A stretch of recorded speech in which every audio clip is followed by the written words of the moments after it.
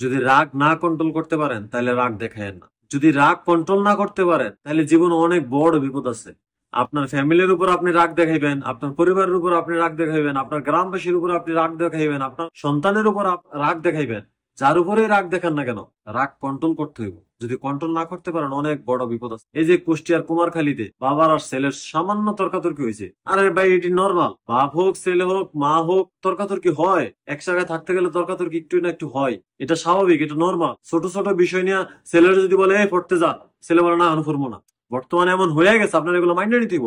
আপনার বাবা শোনা করে বুঝাইতে হইব। বর্তমান পরিস্থিতি জেনারেশনটা হয়েছে কি, আপনি যদি বুঝায় বলেন তাইলে বুঝে, যদি আপনি দমক দিয়ে বলেন তাইলে বুঝবো না, তাইলে উল্টা তেরামি করবো। আপনার উচিত হয়েছে বুঝায় বলা। যদি রাগ দেখান, রাগারাগি করেন, ছেলেও রাগারাগি করলো, এক পর্যায়ে কি করলেন আপনি, একটা কাঁচি মেরা দিলেন। কাঁচিটা কোথায় গিয়ে লাগলো, এইখানে লাগলো। তারপর আপনি কুষ্টিয়া জেনারেল হাসপাতালে নিয়ে গেলেন, হাসপাতালে রাখলো না, নিয়ে গেল ঢাকাতে। ঢাকা চিকিৎসা করতে হইব, দিনে দিনে অপারেশন করতে হইব, নিয়ে গেছে কত, 1,50,000 টাকা চাইতে। আপনার কাছে টাকা নাই, আপনি মানুষের কাছে হাত পাততেছেন। তো এই রাগ আপনার লাভ হইল কি? আপনি রাগ দেখায় এখন মানুষের কাছে হাত পাততেছেন নিজের ছেলের জীবন বাঁচাইতে। এই রাগটা আপনারে কি দিল? এই রাগটা দেখানোর লাভটা হইল কি বলেন?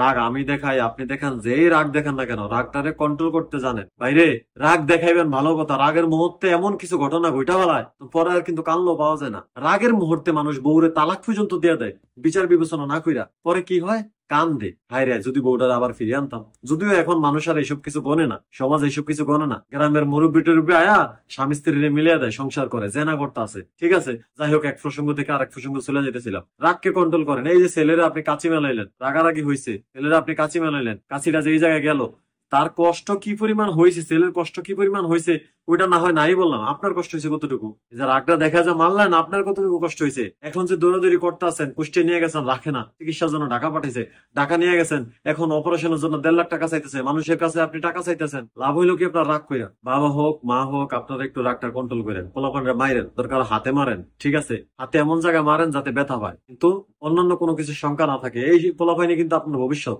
আজকে তেরামি করবো, কালকে তেরামি করবো, একটা সময় পরে কিন্তু এই পোলাপাইন বুঝবো। যখন এই পোলাপাইনের বুঝার বয়স হবে, এই পোলাপাইন কিন্তু বুঝবো যে আপনারা কি পরিমাণ কষ্ট করছেন তাদের জন্য। তো রাগটাকে কন্ট্রোল করেন। আপনি এমন রাগ দেখেন না যে রাগ করার পর মানুষের কাছে হাত পাতবেন, মানুষ আপনারা টাকাও দিব না, আপনাদের কুলাঙ্গার মনে করবো। হ্যাঁ, এই রাগ দেখায়েন না। যেই রাগ দেখানোর পরে আপনি কন্ট্রোল করতে পারবেন, ওই রাগটাই দেখায়েন। পোলাপান কিন্তু আপনাদের ভবিষ্যৎ। পোলাপান আজকে তেরামি করছে, কালকে তেরামি করছে, একটা সময় না একটা সময় বুঝবো যে বাবা আমার মাথার বট গাছ ছিল। সেই বাবা হয়ে যদি আপনি কোবান না পোলারে, যতই আপনি পোলারে পরে চিকিৎসা মিকিৎসা দেন, এইসব কিন্তু পোলাপানের মনে থাকবে। যাই হোক, ভালো থাকবেন।